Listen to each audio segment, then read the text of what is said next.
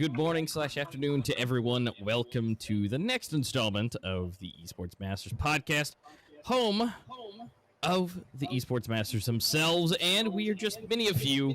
I'm a master. I am joined here with Twist and Jesse, respectively. Welcome, guys. Yeah, welcome. Glad to be here. Gonna talk me about too. some interesting topics today. Oh, yeah. So, Yeah, just a we're little bit gonna- of background. All right. So, if you guys are just tuning in, I'm a master. I do some casting in Critical Ops, if this is the first time you guys seeing me. So does Twist and Jesse, but we all have our respective backgrounds. We'll do a little introduction. Twist, give us a little bit of your background. Started playing Critical Ops in like 2017. Started uploading on YouTube. Got some nice views there. Got pretty popular. Some would say I was the biggest Critical Ops like YouTuber for a while. Then like back in 2021, I believe, or 2020. No, I believe it was 2021. Yeah, I started casting, and I really liked that. And around that same time, I was like, you know what, Critical Ops, like I'm getting older. It's not the game that I want to play every day or upload every day. So I kind of stopped with the YouTube side of things, but I still continued casting like esports. And yeah, now I'm casting this CS:GO, Critical Ops, and Standoff 2. That's kind of my expertise for now. Awesome. Jesse, and a little bit about you. Yeah, for me, been relatively new to esports still. Like at beginning of 2022, I started off. I've always been having a love for CS:GO. I did put the nice hours in there, about 6,000. We don't talk about it, I just played it a lot, and now, of course, rolled into the Critical Ops team since season 2 to cast there as well. But in general, just have a lot of experience in CS:GO. Also, a little bit of Valorant with Call of Duty next to it. Also Rocket League, where I have been in my own little region called the Benelux, Belgium, Netherlands, and Luxembourg, where I've been active. And actually, as of today, I can also call myself a football commentator, but that's still something that will be yet to come. I've not been doing that yet, but I've gotten approved. Let's just say that. Good. And, of course, a little bit about me. I was accidentally thrusted into casting, helping out with some community tournaments in the past. And casters never showed up, so I just, took a shot at it. And, well, it seemed to have worked out. Joined the panel with everybody on the Critical Ops side of things. Worked my way into Standoff 2, and I've done some small castings in the past with Call of Duty Mobile and PUBG Mobile. So still shooters, but not necessarily all the same. And of course, Jesse, you got some more diversity there with the Rocket League. That's a whole nother type of thing. But we are respectively the masters of the craft. We are in some of the more professional official scenes with Critical Ops and with Critical Force. And Jesse, you with some of the larger organizations in CS:GO. And then, of course, me and Twist work with Axel Bolt with Standoff 2 when they do English streams. They do a lot of their Russian streams and some Brazilian streams, but when they do call upon the English speakers, we do appear. But today, we are going to be talking about a little bit that it's a hot topic, especially in the mobile space. Is certain games dead? And more specifically, since we all do Critical Ops, is Critical Ops dead?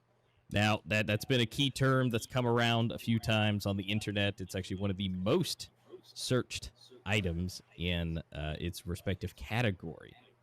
So people like to know, is the game dead? Is there enough players on it on a daily basis?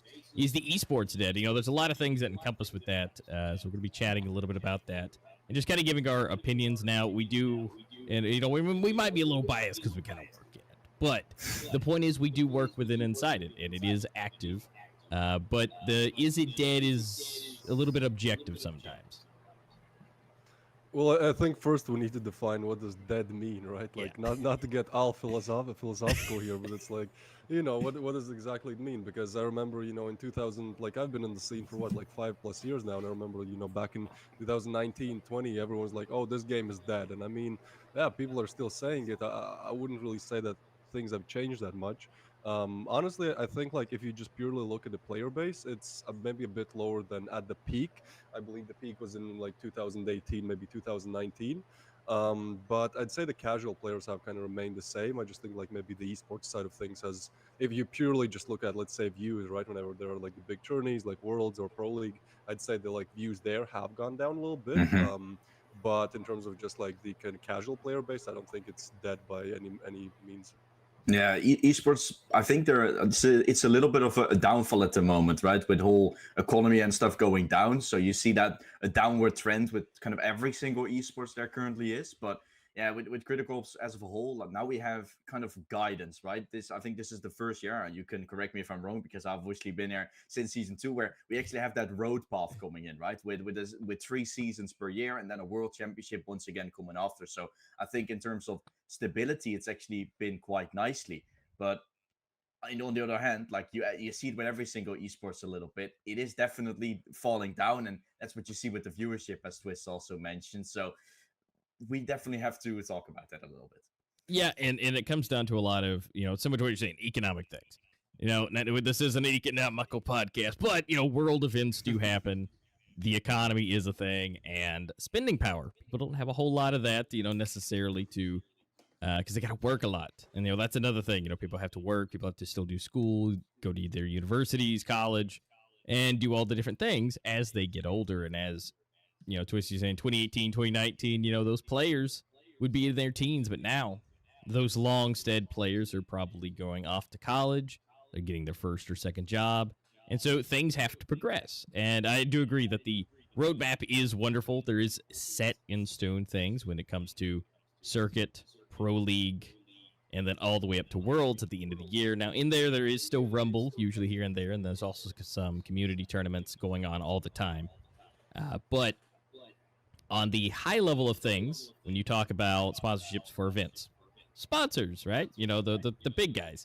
Especially when the economics are on a bit of a downturn, you don't necessarily see them spending as much. It's a safer bet. So that's also something to consider, that maybe there won't be as many community tournaments as certain things happen. Now, for ones similar to, say, like G Fuel, a little bit of tidbit for that for some people, and some other sponsors similar to G Fuel, it's a commission base. So if you sell something, you're going to get something from it. Now, that type of a sponsorship can be a little risky because you could get nothing. But if that does work and people do buy, now you have money to roll into events, and that does work out quite nicely. Yeah, I really liked your point about like how there are these like this older generation of Critical Ops players, like they have kind of advanced to different stages in life. The same is true for me, where I was like, well, I like making the YouTube videos and all of that, but it's like, well, I'm not like 15 anymore, where I can like spend 14 hours every day, every summer, just like grinding this game. I gotta actually do some human stuff. But I think, to add to that point, another thing is that like back in the day, like I'm a 2000s baby, right? Like I was born on the year 2000, and like back then, I didn't really, like, when I was that age, I didn't really have a PC that could really, I don't know, play CS:GO, let's say. So I just played mobile games, right? And I think when you're like 14, 15, 16, maybe you don't have that like powerful PC just yet. Your parents don't want to buy it, and it's like, well, okay, I'll resort to mobile games. And so when I came into the scene, this was the situation for me. And back then, it wasn't really like a big discussion. I like first-person shooter games, right? Like FPS games were always my favorite, and so it wasn't really a big discussion like, oh, which game should I play? Because it was like Critical Ops, and then I don't know, Russian prison escape simulator or some dumb shit like that, right? Like there wasn't like Yeah.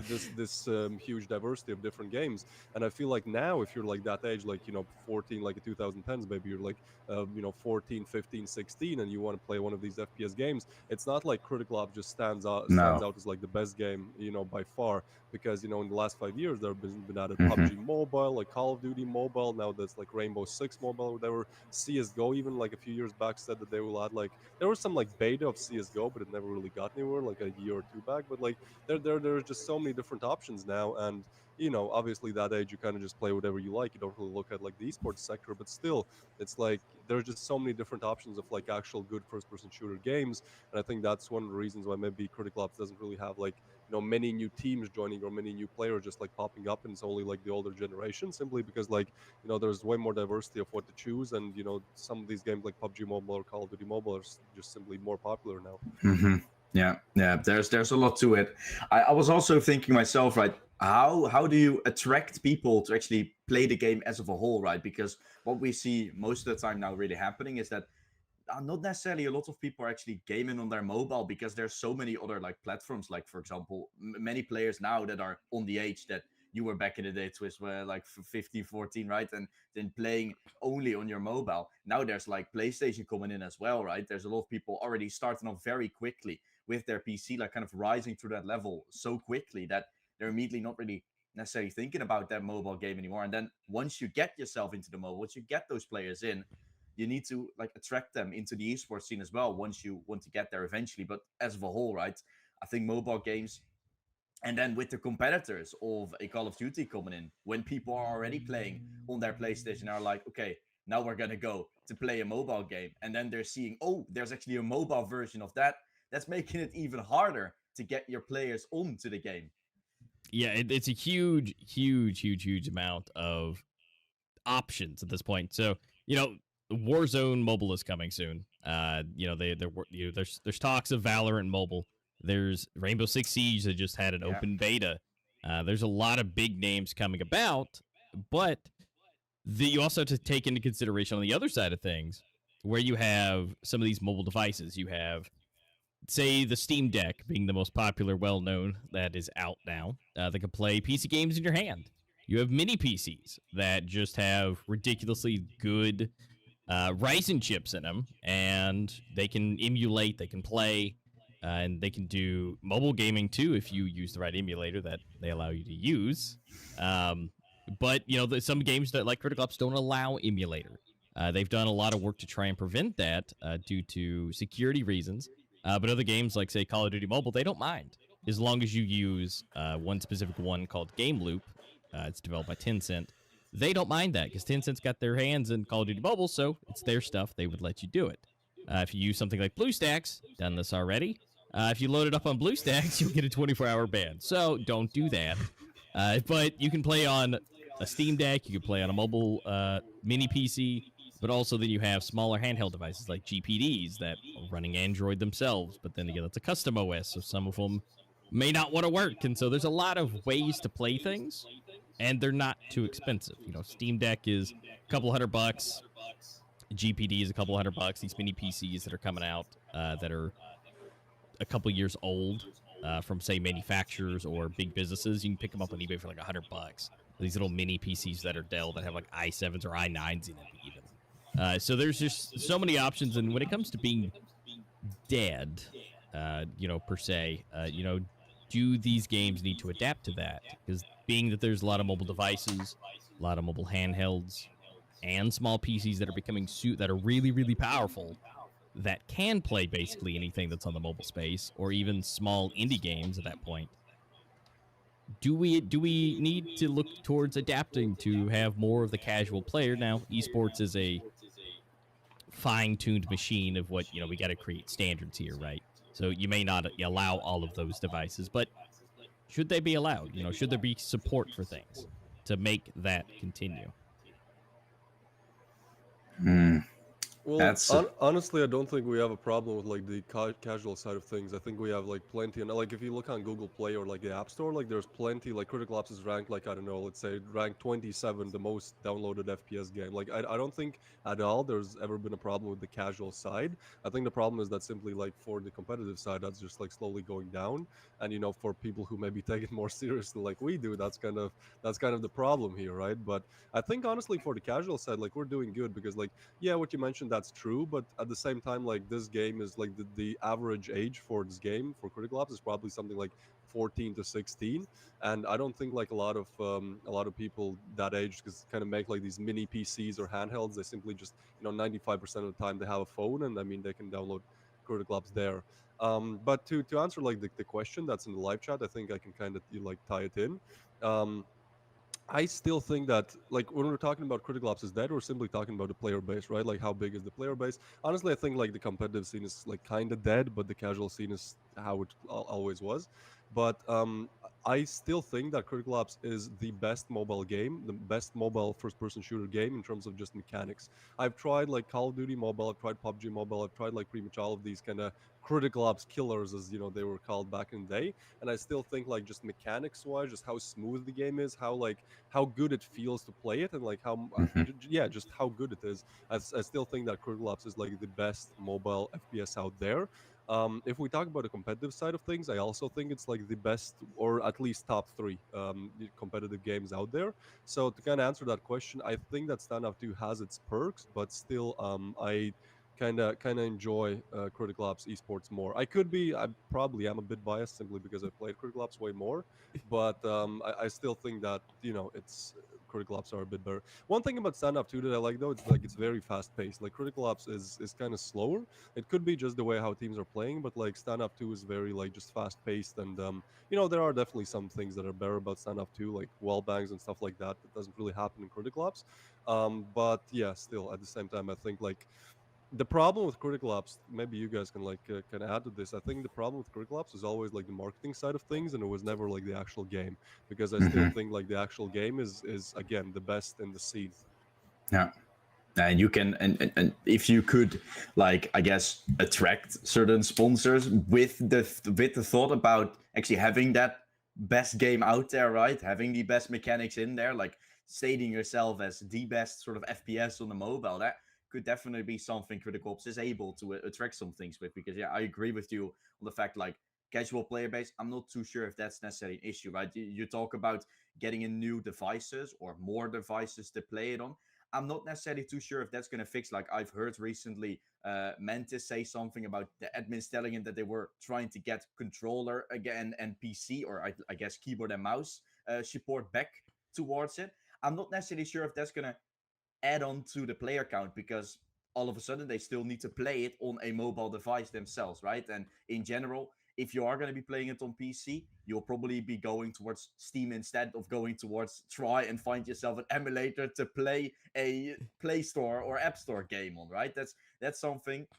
It will continue to be like a mobile game, but yeah, the marketing towards a proper esports, or actually like a top esports title, is required, because so far, yeah, things are slowly starting to fall off. Once it was there at the peak performance, and now it's obviously still there with the roadmap and all, but it's definitely not on the mark as it was once before. So we have to, yeah, you have to take a look at it.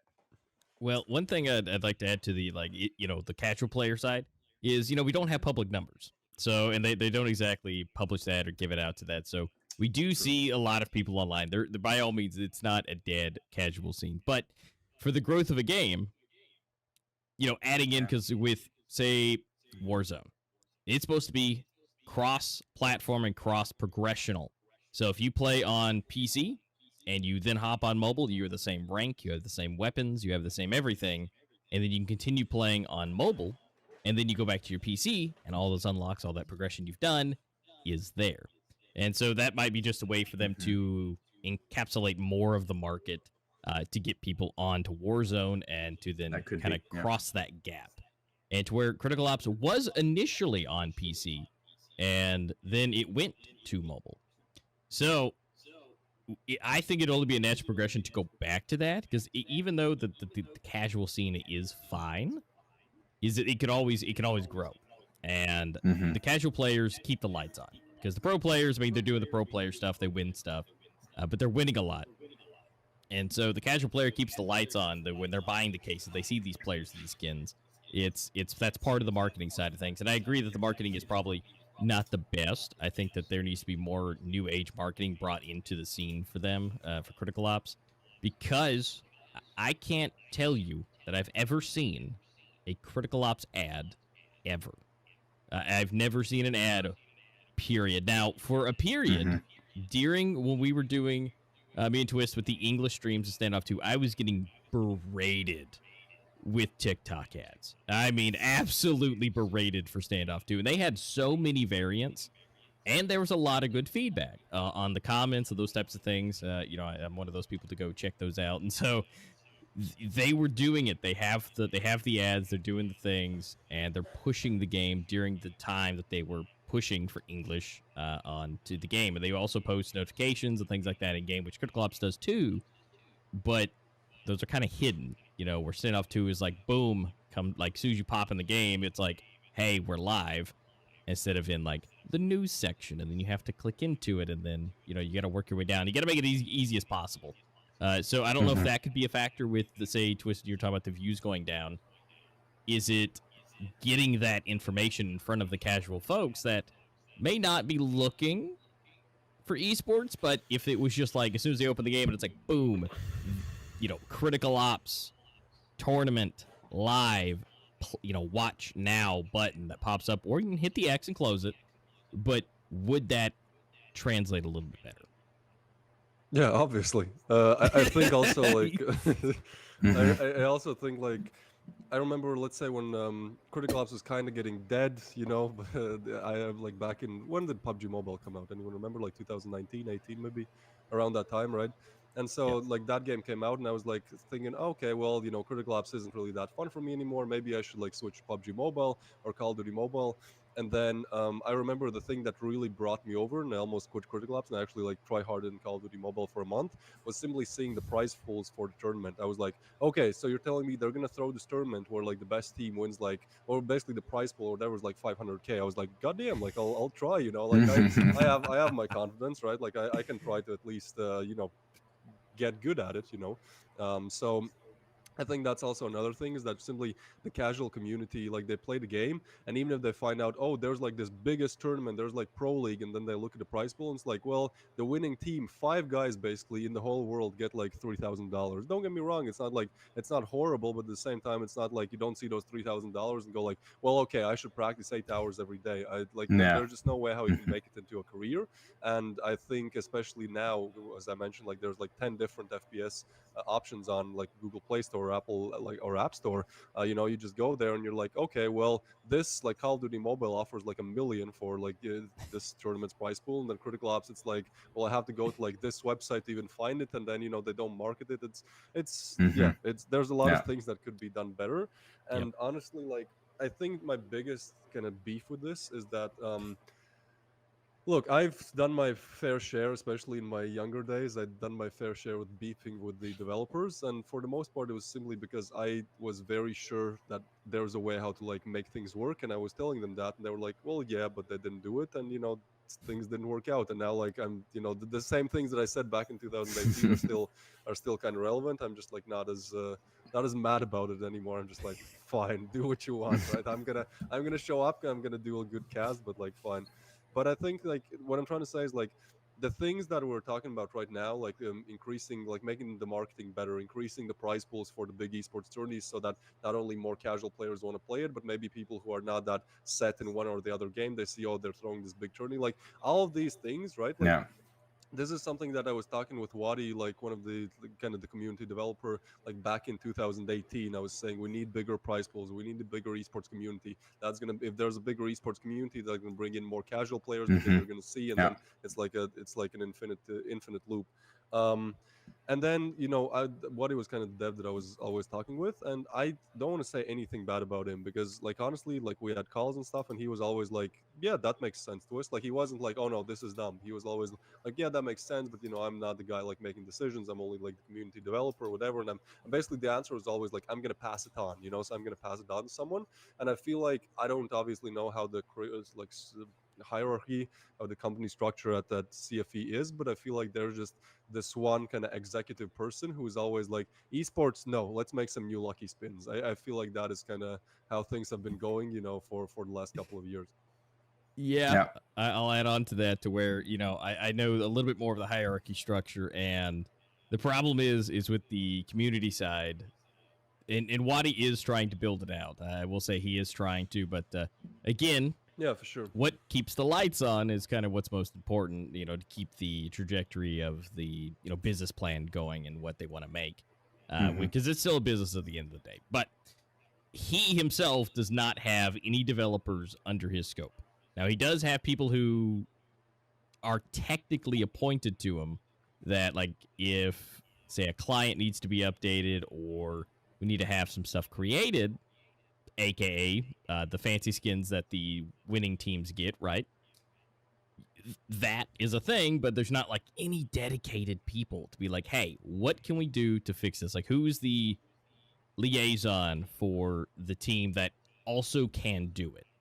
Who can actually make that happen? Like, we definitely need a UI adjustment to where it can be easily appointed, easy pop-ups to let people know when they enter the game, Yeah. things are happening. Well, look, just to add to this, I remember like I'm not in there's like the critical apps like influencer program, right? Like if you get 10k subs, you get these cases, blah blah. Basically, for each like tier of how many subs you have or views or whatever, you get like certain benefits, right?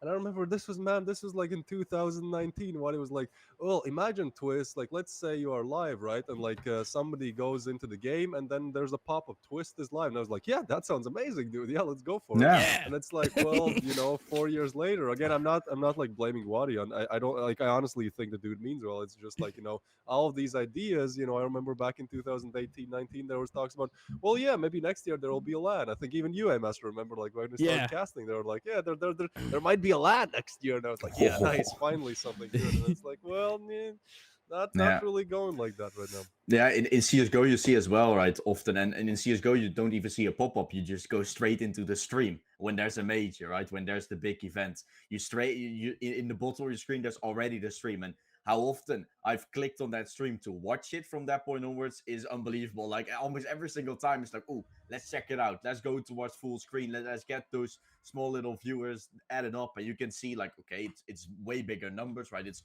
100k instead of like the maybe 500 average that you're aiming for as of right now, but it can still get a whole lot higher. So I really feel like that's something that can be improving on. And I mean, advertising esports of the game, as Corrupt says in the chat, I really feel like that has potential, right? Because just in general, as you said, no ads really there. Master for criticals, maybe with the ads, esports gets bigger, and with that, of course, the game players as well, because people are gonna be like, ooh, this is sick. How many times have we actually seen players or like pros that are talking about certain games are like, ooh, I've once seen that there was a potential to get to that top level, and that's why I started playing a game. That's why I started trying to become high in the game, or at least just try to check it out because it looked fun.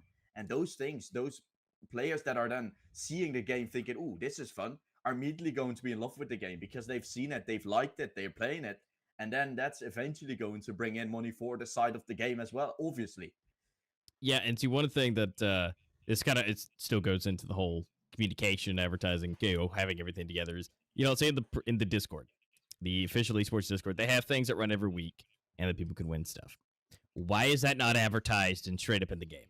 Like, those things that exist, they're there. The devs are doing it, but it's not being shown out. Again, it's not being promoted. If they did a 15-minute ad, say a vertical ad on YouTube Shorts or TikTok or whatever vertical platform, if they do that, they can add the esports into it. If you show blank amount of clips, insert say 3, 4, 5, and you have graphics pop-ups of daily events, tournaments, prizing. You just start punching these huge taglines in between your clips. You're advertising your game, but also you're saying, what do we have? We have, it's not a battle pass, but critical pass. But you have your passes, you have your dailies, you have your events, you have tournaments, you have cups. I mean, you just throw these in there in between your clips into the advertising in the machine that it is, and then you're able to have that as part of your marketing strategy, and then you're still telling people about it. And then I think if we add all this together, yes, Twist, I'm sorry you didn't get your button that pops up, hey, Twist is live in the game, but if they can at least get their own stuff in there at first, I think that would be awesome. And I think that if they can get the like you're saying on CS, they can just open the game, boom, right there. It's just there. Just click into it. It's literally loaded in as well, right? It's already playing in the background. You just hear the casters, you hear everything. It's already in there.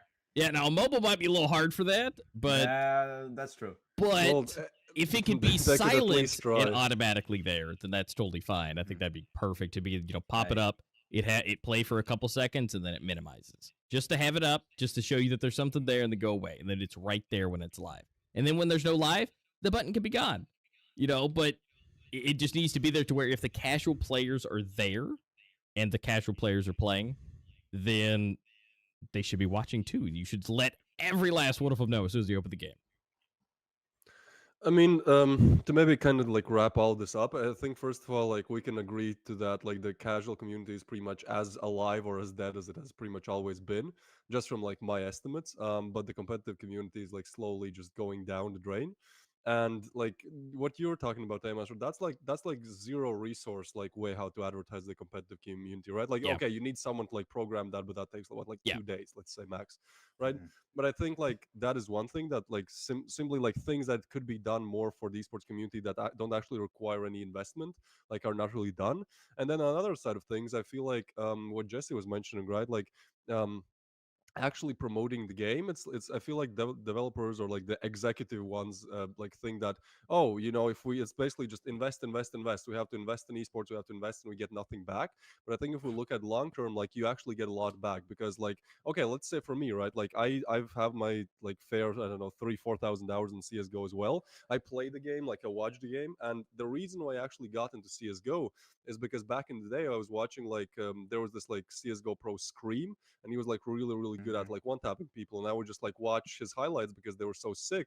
And then from tournaments or just from his streams, and then I was like, okay, I want to be like Scream basically, right? Yeah. And I feel like if you like market it correctly, like that's going to bring in a lot of people. Like if somebody is like somewhat involved in critical ops and then he sees like this very good player who plays very well, like obviously you're gonna want to play it as well. Like I've seen, like even on my own videos back in the day, I've had many comments where people are like, I don't really play the game anymore, but like I started watching your videos and I started playing again. I feel like there just needs to be more content in front of people's eyes, because that's at least for me how I've gotten into many games, not only critical ops or CS:GO. It's just like, oh, this game showed up, I watch a streamer or something, or I watch an ad, and I was like, okay, well this looks fun. Let me try it myself. So Mhm. I think ultimately, advertising not only the esports but just in general the game would really bring in a lot of new people who like ultimately would start spending on cases. And yeah, you might, you have to like spend money to get money pretty much. True. Yeah.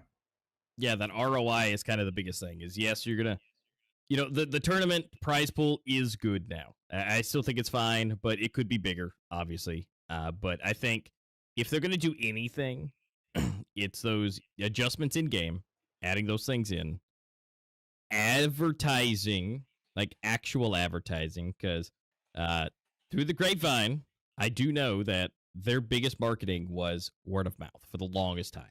And I get it. Word of mouth is awesome because it's free. It is. But Mhm. guess what? Word of mouth only goes so far. If you're in a local town, which obviously this is a huge game, but if you're in a local town, word of mouth only goes so far. On the internet, it only goes so far. Like there's 50 million downloads, say, on the Android store. That's a lot. Past that, like honestly, that's way higher than I think it probably should have went with word of mouth. But you're going to hit a certain point where word of mouth will stop, and I think that's where we're at. Or we're past Mhm. that, Yeah. to where you're going to have to start taking some cash and doing traditional and non-traditional levels of advertising. And there's some shady ways to do it. I mean, obviously, if you're people are searching up standoff 2 on YouTube and you just all of a sudden boom critical ops ad, because the searches, you could do that. Google doesn't care. You could do that, or you could just be hitting with the organic key terms that people search for, because I know they can access those analytics for their stuff. So I agree. I think all the above, those UI changes need to be done. They need to add those certain features to get people, community-wise, content creators that are in the scene, Twisty, get him on there, and so when things go live, things are Yeah. known. Even videos, like whole content creator section could be great. New video releases, lives, but if at minimum at the end of the day they need to have it to work for themselves, so then all the casual players that are currently here that are finding the game can come in and see it, and then again bring in new people with their advertising. Jesse, is there Yeah. anything else you want to add to that? No, I mean, eventually it's gonna lead to like the content creators getting known as well. Because I remember like back in the day when I was, in playing critical ops as well. Sometime I was like, okay, let's find myself some YouTube videos to watch, and then I came across twist videos, for example. And whenever you, for example, yeah, go into the game or just in general get across the esports or just play the game, esports pop. After that, you're more interested. You're playing the game. You're looking into YouTube. Content creators are there, and it's just an instant loop of everything. And yeah, worth them out, as you said, only goes that far. And you need to get at least the players that you've maybe lost as well, right? Because there's players lost along the way. You see the Pro League teams going down a little bit now, right? We had 8 teams before, now 6 teams per every single like region coming in. So it's definitely going down a ton. And yeah, a way to improve that could be improving the I guess the price pool a little bit. But before that, you actually need to get yourself something in return as well, because otherwise that ROI, of course, it becomes a problem. So advertising to get more people to watch, then potentially more people to watch, that will get word of mouth again, because you need, at some point, you're going to need new players in there to get those old player back, or to get new players in there. And that's something I think that, as you said before as well, Amaster, we're on a point right now where that's definitely going to be needed. So I definitely agree with you on that one. Yeah, because we have Discord, we have the Esports Discord. But unless you actively go searching for it in the game, it's just not there. You know, like if you, there needs to be an Esports tab where everything Esports could be there. Like just right there in the game, which I've seen other games do it. You know, Standoff 2 does a really good job at putting their stuff out there. So we got to, you know, make note of that. You know, they push hard. Even when they were doing their first English streams, they were pushing hard for people to come into it, and they were doing it per, I don't know if Critical Ops can do it in the game with it, but they, you know, pushing per region. So if they could push different things per region in the game, that'd be great. But yeah, it comes down to, I think the old school marketing of word of mouth has come to an end, and now it's time for some higher level, big brain keyword searches, key terms, you know, interaction rates, and those things need to come into play. And maybe they're looking into it. I don't know. We don't know, but it's definitely something that if they listen to maybe any suggestions, that marketing keeps the business running no matter what business it is, and you just need to figure out how to do the marketing in your specific area. So, guys, I think that we're going to have to call that here. It's been absolutely fantastic doing this with you two. I think it went smashingly well.